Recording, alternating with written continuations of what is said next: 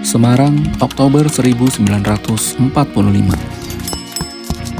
Kota yang biasanya tenang kini berubah menjadi medan pertempuran sengit.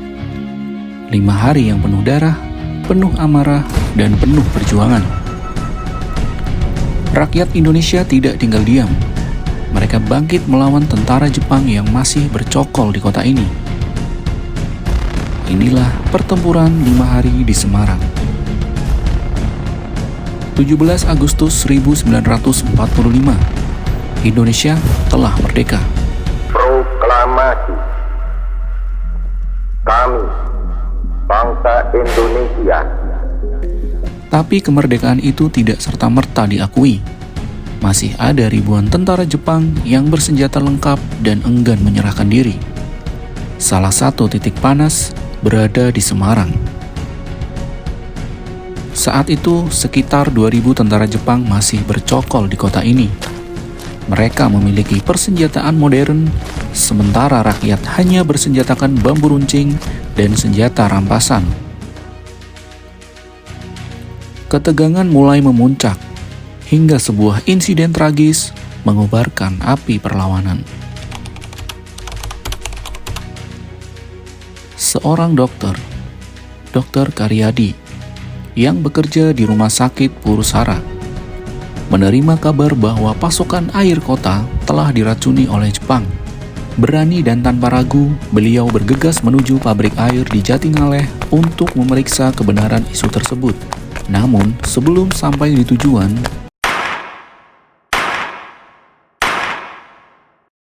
Dr. Karyadi ditembak. Beliau gugur di tangan tentara Jepang. Dan itu menjadi pemicu perang yang tak terhindarkan. 15 Oktober 1945, perlawanan dimulai. Ribuan pemuda Semarang, termasuk anggota Tentara Keamanan Rakyat dan berbagai laskar rakyat, turun ke jalan. Mereka menyerbu markas Jepang di berbagai titik penting. Para pemuda bertempur habis-habisan, berbekal bambu runcing, senjata rampasan, dan tekad membara. Mereka menghadapi pasukan Jepang yang bersenjata lengkap. Semarang kini berubah menjadi neraka di bumi. Selama 5 hari penuh, suara tembakan dan ledakan menggema di seluruh penjuru kota. Jepang mulai terdesak. Mereka bertahan mati-matian di Lawang Sewu, menggunakan ruang bawah tanah sebagai benteng terakhir. Namun Jepang tak tinggal diam. Mereka melancarkan serangan balasan. Banyak pejuang Indonesia yang ditangkap dan dieksekusi. Tapi semangat juang rakyat Semarang tidak padam. Mereka terus bertahan, terus melawan. Dan akhirnya pada 19 Oktober 1945, pasukan sekutu tiba di Semarang. Mereka memerintahkan Jepang untuk menghentikan perlawanan dan menyerahkan diri. Dengan campur tangan sekutu, pertempuran berakhir. Jepang akhirnya menyerah dan Semarang tetap dalam kendali rakyat Indonesia.